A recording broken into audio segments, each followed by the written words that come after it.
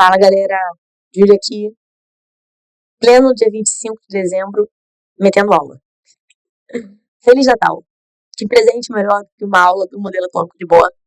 Meu modelo atômico favorito. Esse modelo aqui, gente, olha, tô até arrepiada. É muito bom. Não tem como. Sejam muito bem-vindos, né? Então, na última aula a gente falou sobre quântica. Quem não lembra, vê a última aula, vai precisar aqui agora. Eu sempre preparo essa aula com um carinho especial, um carinho maior assim, tá? Porque realmente é um modelo muito bonito. E eu sempre, depois que eu entrei na faculdade, né, e fui entender melhor um pouco esse modelo aqui, eu sempre achei muito triste como ele é trabalhado no ensino médio, porque apesar de não dar para aprofundar 100% nele, dá para fazer melhor do que geralmente é feito, tá? Então, vamos lá, né? Sejam muito bem-vindos, estou animada, mal que eu gosto muito. Que vocês achem esse modelo incrível como eu acho. Vamos lá, gente. A gente viu na última aula, então, que eu tinha um problema do colapso, né, do elétron com o núcleo. E nós vimos também que aí no meio desse problema atômico, vamos botar assim, existiam outros problemas físicos, inclusive antigos, e que houve também a descoberta de uma nova área da física, né, de uma nova maneira da gente, como é que eu posso botar? Uma nova maneira da gente interpretar certos fenômenos, que é a quântica, né? E a gente precisa agora da quântica para poder entender o modelo do querido do Niels Bohr, tá? Então, assim, o modelo planetário do Rutherford, como eu falei, ele foi muito bem aceito, né? Ele era muito bonito, essa coisa do sistema planetário, né? Do sistema solar. Você pensar que nós somos feitos de átomos, que são pequenos sistemas solares, nós temos infinitos pequenos sistemas solares dentro de nós. Então, assim, era uma coisa muito bonita, convenhamos, né? Pra época. Deixa eu ver se ele não é tá, beleza. Era uma coisa bonita pra época. Então, o Bohr quis manter isso. Tá? Então, ele pensa, olha, eu acho esse modelo bacana, eu não quero fazer muitas mudanças, eu quero só pensar em alguma forma de evitar esse colapso atômico. O que o Bohr primeiro faz? Vamos falar do movimento do elétron. O Rutherford, por ser um cara que trabalha com radioatividade, ele tem muito interesse no núcleo. Então, para ele, já foi muito bom entender como funciona o núcleo do átomo, né? Com seus prótons. E, posteriormente, o Chadwick vai complementar falando dos nêutrons. Chadwick, eu comentei com vocês bem depois do modelo de Bohr, inclusive, tá? Mas, pro Rutherford entender que o átomo era denso, massivo, com prótons positivos, já era muito pequeno, né? Um átomo muito pequeno, um núcleo muito pequeno já era bem interessante para ele. Então, ele não pensa muito nos elétrons. Já o Bohr faz o contrário. E outra coisa interessante, né? O Rutherford, eu falei que ele era aluno do Thomson, e agora eu vou falar que o Bohr era aluno do Rutherford. Olha que maneiro. Bom, Bohr começa falando, então, né, que os elétrons vão ser obrigatoriamente circulares. Os elétrons não, perdão, o movimento dos elétrons serão obrigatoriamente circulares, tá? Então esse é o primeiro ponto. E aí por quê? Porque depois até eu vou comentar rapidinho sobre a Feld no próximo vídeo. Quando eu tenho esse tipo de sistema solar, na verdade, geralmente eu vou ter órbitas elípticas. E aí o modelo mais simples seria o circular. Então o Bohr se atém a isso. Ele fala, olha, vai ser circular. Ele não vai aqui permitir, vamos botar assim no modelo dele, que a órbita seja elíptica. Ele não postulou isso. Vai botar que é circular por átomo de hidrogênio, tá? O Bohr faz o modelo dele pensando em átomo de hidrogênio que tem apenas um próton e um elétron. É o átomo mais simples que existe. Vou fazer uma análise física das forças. Se vocês não viram isso aí em física, não tem problema. Porque dá para entender aqui, porque eu estou falando de maneira simplificada para vocês, tá?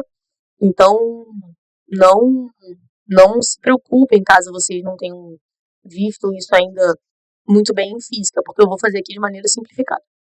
Eu tenho um núcleo que, como eu já falei, tem carga positiva, uma carga positiva, né, que é do próton, de um próton, e eu tenho aqui um elétron que tem uma carga negativa, vamos botar assim, que é a carga de um elétron, tá? Entre duas cargas de sinais opostos, eu já comentei com vocês que existe uma atração. Essa atração, eu falei, né, que é de uma força eletrostática, certo? Então, entre aqui, ó, o núcleo e o elétron, eu tenho uma força eletrostática. Matematicamente, existe uma lei chamada lei de Coulomb, que a gente faz para calcular qual é a magnitude desta força. Até aí, acho que dá para entender, certo? Então, tem uma atração entre núcleo e elétron e existe uma fórmula matemática que relaciona essas duas forças. Tudo bem? Então, beleza. Só que esse elétron está em movimento circular. Quando eu tenho alguma coisa em movimento circular, e eu faço uma análise de todas as forças que estão atuando nesse movimento circular, eu posso localizar uma força, né, resultante, chamada centrípeta ou centrífuga. No nosso caso aqui, facilitar o nosso entendimento, então veja bem, e para facilitar o nosso entendimento, não está fisicamente 100% certo, eu vou botar que aqui tangencialmente existe uma força centrífuga jogando esse elétron para fora da órbita. Assim como, às vezes, numa curva, nós somos jogados para fora dessa curva quando a gente está dentro de um carro. É análogo. E eu estou aqui afirmando, para depois não verem esse vídeo, virem tacar pedra, que não está 100% fisicamente correto. Na verdade, essa seta que está aqui para fora é a aceleração da força centrípeta, que é uma força que puxa em direção ao núcleo. Só que, para o nosso entendimento aqui do modelo, é mais fácil, é mais voltado para o ensino médio, eu entender que nesse átomo, em termos de força, eu poderia imaginar que tem sim uma força centrífuga jogando esse elétron fora dessa trajetória circular e eu tenho uma força elétrica puxando este elétron para o núcleo, para o centro. É isso que eu preciso de vocês nesse momento. Eu acho que dá para entender, dá para visualizar. Então tem duas forças aqui, tá? Vamos lá. O que eu tenho que pensar, né? Se a força centrífuga nesse sistema for maior do que a força elétrica, você concorda que o elétron vai sair de órbita? Ele tá rodando, e vai assim, vai sair de órbita, ó. Rodou. Se a centrífuga for maior, ó, sai pela tangente. Ele vai sair da órbita devido a essa força centrífuga que está jogando ele lá para fora. Agora, se a força elétrica for maior do que a força centrífuga, é o núcleo que vai atrair esse elétron. E aí, em vez de ele sair para fora, esse elétron vai cair no núcleo. E aí, de novo, a gente vai ter o problema do colapso, que a gente já tinha visto, né, no vídeo passado, que é um problema que acontece com o modelo do Rutherford, certo? Então, qual é a única possibilidade para dar certo? Que a força elétrica seja igual à força centrífuga. Então, né, é por isso que eu frisei aqui, né, que FE tem que ser igual a FC. Beleza? Então, recapitulando, de maneira que não está 100% fisicamente certo, mas calha para o entendimento, teriam duas forças atuando no átomo. Na verdade, força centrífuga e centrípeta não existe, tá? Elas são resultantes de forças, ou forças resultantes, tá? Então, tem uma força elétrica de atração, né, entre elétron e núcleo, que puxa, olha a setinha aqui, ó, que puxa o elétron para dentro do átomo. E a gente pode entender que tem uma força centrífuga, ó, pela tangente, jogando este elétron aqui para fora. Na verdade, isso aqui é o vetor velocidade da força centrífuga. Mas tudo bem. Para que o elétron não fuja do átomo, né, pela tangente e nem caia dentro do núcleo, né, a força elétrica tem que ser igual à força centrífuga. Força elétrica, como eu falei, existe uma fórmula para ela, que eu não vou entrar na dedução. Força centrífuga, né, ou centrípeta, se trabalha com a centrípeta aqui também, e novamente não vale a pena eu calhar aqui na dedução, tá? O que é ZE, né? ZE é a carga total do átomo, tá? Z é a carga dos prótons e E a carga dos elétrons, tá? M é a massa desse elétron, V é a velocidade, e aqui nesse modelo a gente vai trabalhar com massa reduzida, porque a gente quer avaliar tanto o núcleo quanto o elétron juntos, mas aí são detalhes. O que eu acho legal para o ensino médio é você entender que tem esse equilíbrio de força, tá? Uma que quer jogar o elétron para dentro, uma que quer jogar o elétron para fora, e que o átomo só existe se as duas forem iguais. Qual é o problema? Se eu igualo, então, as equações, eu tenho aqui, na verdade, apenas duas incógnitas. Eu tenho a carga do próton, de elétron, sei o valor da constante, tenho a massa. O que eu não sei? Qual é a distância do elétron para o núcleo, que eu chamo de raio, esse R, e eu não sei com qual velocidade, tá, esse elétron está girando. Beleza? Então, a gente não tem isso, velocidade nem valor de raio. Então, para poder sair desse problema, aí que começam, né, as coisas interessantes da quântica. Porque o Bohr vive contemporâneo do Planck, ele está vendo a quântica surgir, e ele vai fazer o seguinte, ele vai se valer da teoria do Planck. Ele impõe aleatoriamente, não tão aleatório, né? Ele faz tentativas, mas ele impõe, tá, que uma das propriedades do elétron, a propriedade chamada momento angular, que tem a ver com esse giro que esse elétron faz, né, deveria ser quantizada. Ou seja, lembra da última aula? O que é ser quântico? O que é ser quantizado? Não assumir qualquer valor, apenas múltiplos de quantos. Por isso que a quântica é importante. O Bohr, ele só consegue desenvolver o modelo dele quando ele vai assumir que uma das propriedades do elétron, chamada momento angular, é quantizada. Ou seja, não assume qualquer valor. Ele fala, na verdade, para mim, que o elétron ele não pode girar de qualquer jeito. Oh, minha luz desligou. Foi. Ele não pode girar de qualquer jeito. Ele pode girar apenas de maneiras específicas, com valores específicos, múltiplos de quantos. E aí, o que acontece? Esse momento angular, gente, deixa eu botar aqui a canetinha azul. Esse momento angular, momento angular, ele tem uma fórmula, né? Ele é chamado de L e ele tem uma fórmula. Ele é MVR. Ele fala que esse momento angular, por ser quantizado, só pode ser múltiplos, aí ele chama de N, da constante de Planck cortada. Essa constante de Planck cortada é, na verdade, H sobre 2π. Isso aqui que é a quantização. Ele fala que o L só pode assumir valores múltiplos dessa constante de Planck cortada, que é uma constante, né, da quântica. Lembra que a energia de um quantum é N vezes H vezes F, essa constante de Planck. O Bohr aqui, ele usa a constante de Planck cortada. O que ele faz, então, gente? Ele iguala essas duas fórmulas. Então, ele pode escrever pra gente, vou botar aqui no cantinho, ó, que MVR é igual a NH cortado. Porque ele está falando que o momento angular, que tem essa fórmula física, não pode assumir valores diferentes de NH, onde esse N tem que ser números inteiros. 1, 2, 3 e assim por diante. Dessa maneira ele pode igualar, e aí ele pode isolar a velocidade, tá? Ou ele pode isolar o R. Tranquilo? Ele isolando V ou ele isolando R, nessa fórmula, ele consegue substituir nessa equação. Não vou fazer substituições, nada disso, porque vai ficar muito complexo para vocês, né? Eu acredito. Porque eu já fiz isso. Mas confundia muito, tá? Então eu vou aceitar essa limitação que a gente tem. Mas o que eu queria aqui que você entendesse, para ficar bem claro.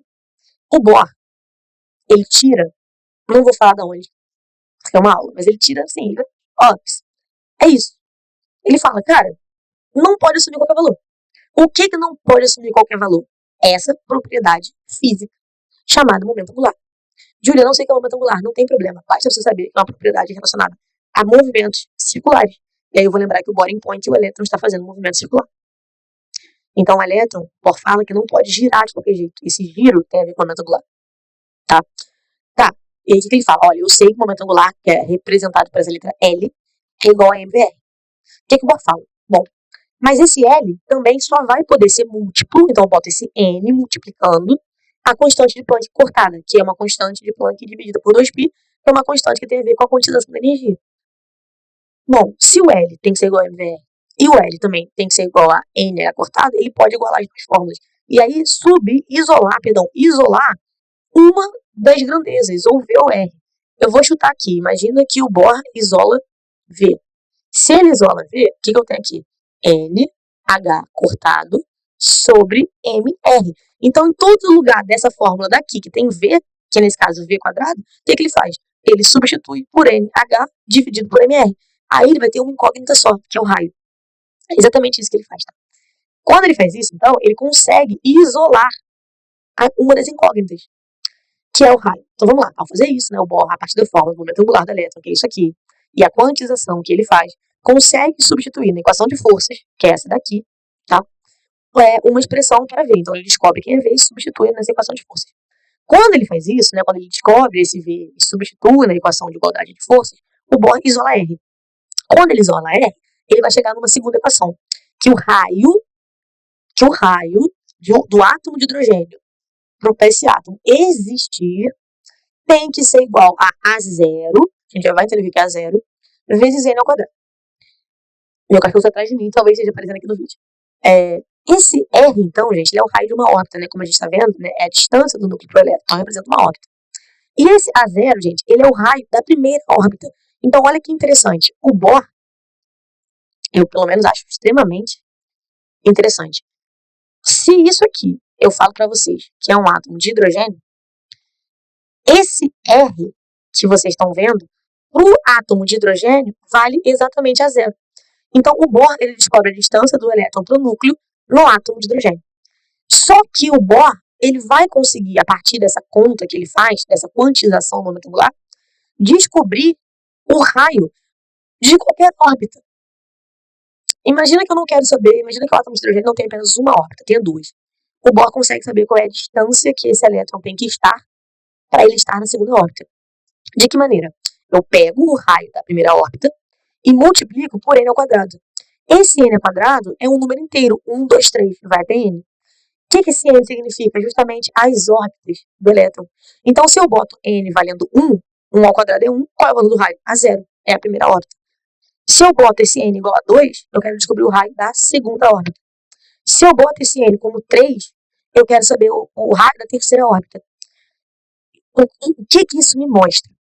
Gente, que o elétron não pode estar em qualquer distância do núcleo.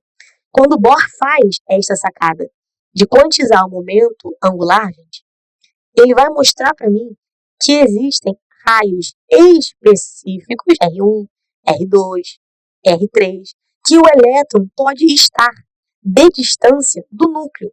Ou o elétron está em R1, ou o elétron está em R2, ou seja, a distância R1 do núcleo, a distância R2 do núcleo, a distância R3 do núcleo, mas nunca entre essas distâncias. E aí ele chama de órbita 1, órbita 2, órbita 3, e aí eu tenho esse valor de N. Então, se eu quero saber o valor da primeira órbita, eu estou descobrindo, na verdade, qual é o primeiro raio, qual é a primeira distância do núcleo para o elétron que pode existir naquele átomo. Se eu quero botar um N igual a 2, eu estou vendo qual seria a segunda órbita que aquele elétron poderia estar. É a segunda distância permitida do núcleo para o elétron.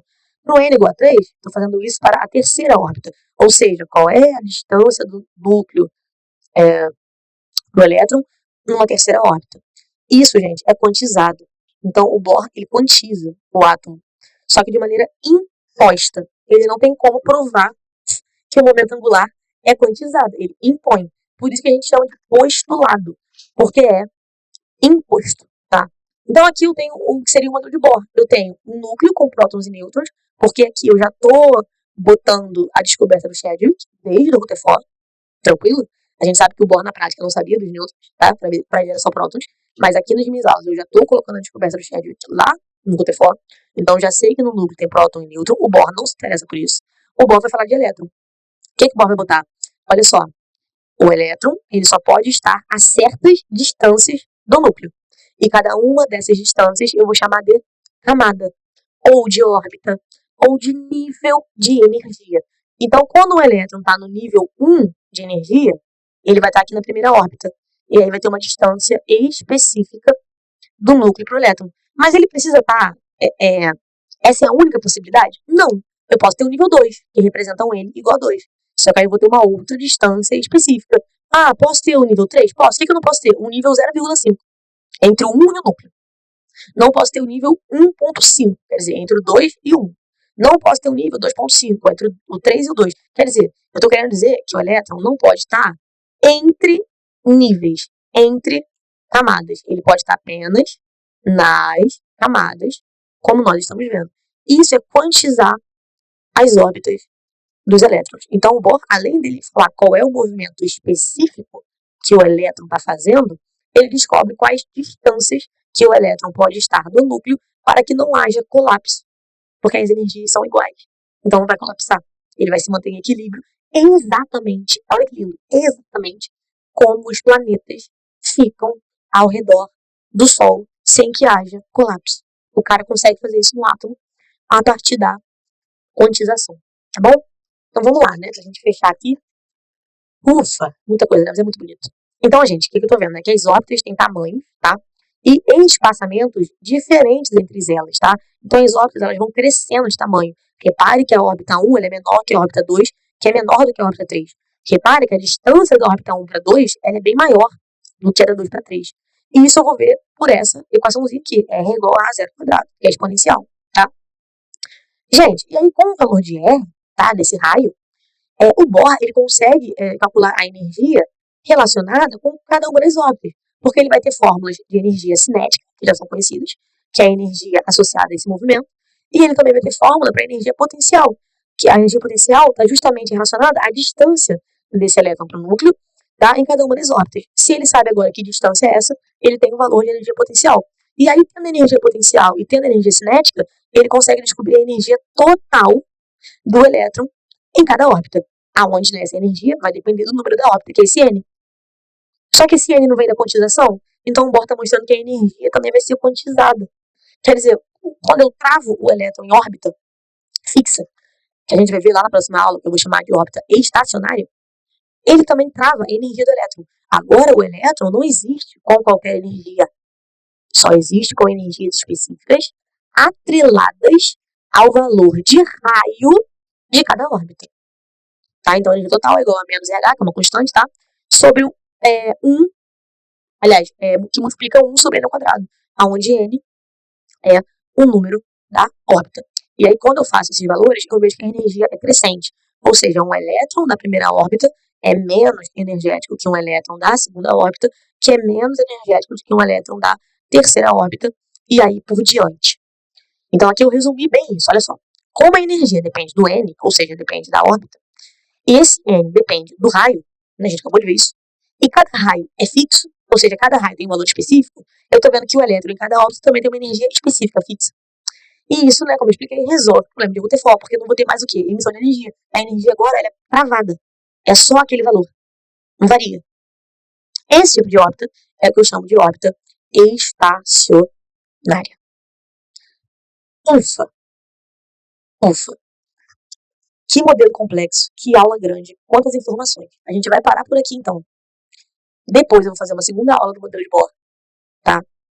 Pra gente ver quais são as consequências de agora o elétron ter um tamanho de órbita específica, ou seja, um raio específico, associado a esse n, que é o número da órbita, então n igual a 1, órbita 1, n igual a 2, órbita 2, n igual a 3, órbita 3. Estou vendo que para cada n tem um valor de raio, certo?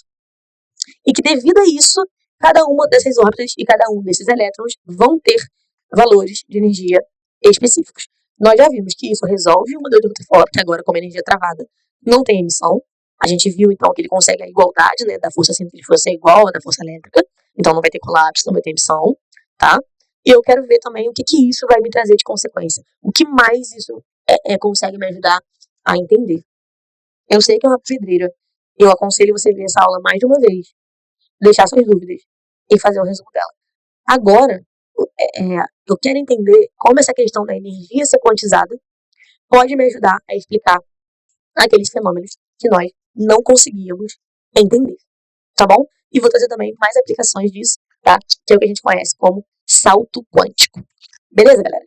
Bom, então até a próxima aula. Eu espero de coração que vocês tenham conseguido entender. Sei que não é dos modelos mais complexos, mas estou me esforçando aqui ao máximo para que fique compreensível a nível de ensino médio. Então, o que eu, queria que você saísse daqui entendendo? 1. Bohr quantiza o momento angular. O que isso significa? Que essa propriedade do elétron não pode assumir quaisquer valores. Com isso, ele consegue uma expressão para o momento angular e isola a velocidade a partir disso. Então, ele descobre que a velocidade também não pode assumir qualquer valor. Ele pega essa velocidade e substitui na igualdade de forças. Com isso, ele consegue isolar o raio. Se ele isola o raio, ele descobre qual é o raio para apenas uma órbita. Só que o cara é tão bom que quando ele impõe essa quantização do momento angular, ele chega numa fórmula que ele descobre o raio para qualquer órbita, onde essas órbitas são representadas pela letra n. Então, n igual a 1 significa a primeira órbita, n igual a 2, segunda órbita, n igual a 3, terceira órbita. Ele vai achar o valor de raio para cada uma dessas órbitas. Se o valor de raio é específico para cada órbita, a energia total do elétron também vai ser específica para cada órbita, porque a energia depende desse raio. Então, o que ele faz, na verdade, é mostrar que dentro do átomo, os elétrons têm distâncias do núcleo específicas para estarem. Dentro do átomo, o elétron não pode estar em qualquer lugar, apenas em distâncias permitidas. Portanto, passa a ser quantizado. E a energia também. Com isso, não tem problema de emissão, porque a energia não assume qualquer valor. Se não assume qualquer valor, ela não vai poder ser emitida, ela é travada, ela é fixa. Esse tipo de órbita eu chamo de estacionária. Espero ter gostado. Então, aula que vem a gente vai falar mais desse modelo maravilhoso. Vamos dar, então, a aplicação dessa questão das órbitas serem estacionárias. Não desistam, fiquem comigo e até a próxima. Um beijo.